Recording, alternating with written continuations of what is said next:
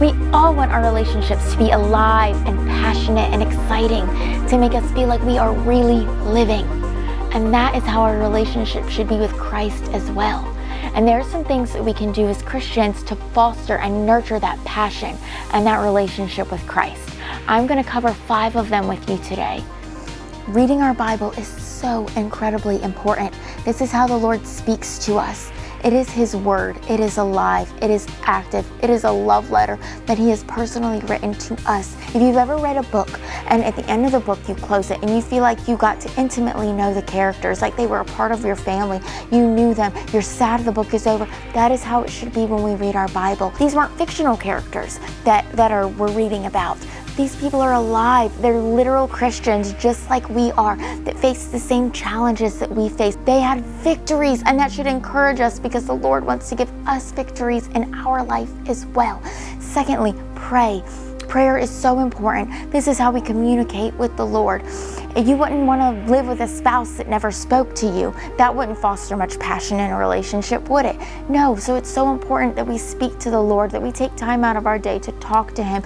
He wants to hear about our worries and our anxieties. He wants to hear about our joys, our excitements. When we've won, He wants to know about it.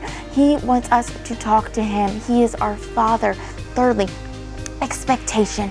Expectation is huge, and it literally is going to shape the outcome of what you read in the Word and the outcome of your prayer life, the outcome of when you go into the church building, the outcome of your worship. We get up at night and we read our Bibles and we go, oh, well, I need to read this chapter before the day is done so I can check it off my Christian duty list, or so that I don't feel guilty. I need to make sure that I pray. But we shouldn't go into things like that. Go to Him expecting for Him to speak to you, because that's exactly what He wants to do. Fourth, worship. Worship is huge.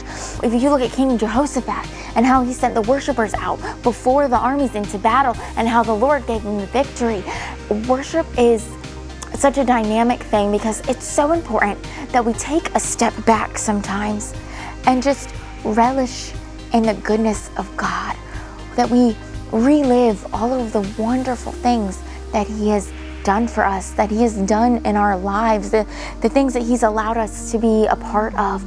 It's such a blessing, because I guarantee you, and any of you that have truly worshiped before, you know that when you worship God, when you pour your heart out to Him, He pours His heart right back into you.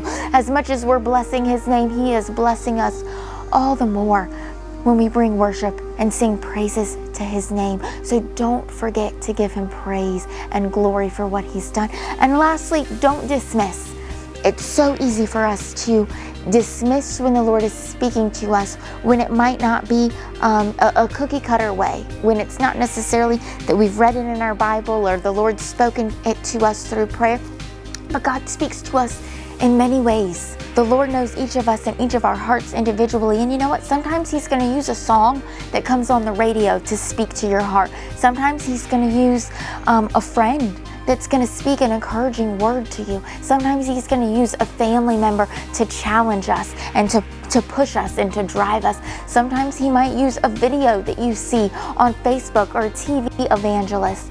The Lord will use people, and the Lord will use things in our lives to speak to us on a daily, consistent basis. He has called us as His people to be used of Him. So when He uses people, don't dismiss it. As long as it aligns with what's in His Word, be challenged by it and know that the Lord is always speaking to us. And if you start to apply all of these things into your life, I guarantee you, the Lord is going to make Himself alive in you. Press in, pursue Him, passionately pursue that relationship with Him, and He will show up. The Lord created us for relationship. That is literally what He made us for, because He wants to have relationship with us. We are His people. We are His children. We are His bride, the bride of Christ. He wants to be passionate about us, and He wants us to be passionate about Him. Let Him speak to you. Let Him work in your life. Let Him foster that passion inside of you.